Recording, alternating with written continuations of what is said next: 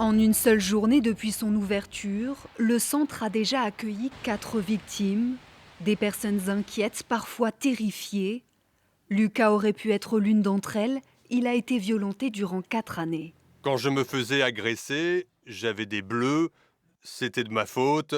Si on me faisait ça, c'était de ma faute. Donc après, j'étais bloqué, je ne savais pas à qui en parler. Du coup, j'ai laissé faire les choses et ça a empiré.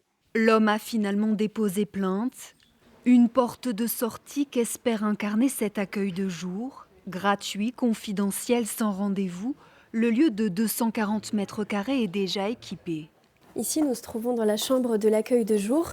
L'objectif, c'est que c'est vraiment un lieu privilégié où les victimes, si elles n'ont pas pu dormir de la nuit, notamment à cause des violences, elles ont un espace sécurisé où elles peuvent se reposer, prendre du recul sur la situation, fermer les yeux, dormir quelques heures. Psychologues, éducateurs et travailleurs sociaux se relaient pour écouter, conseiller, orienter vers d'autres professionnels.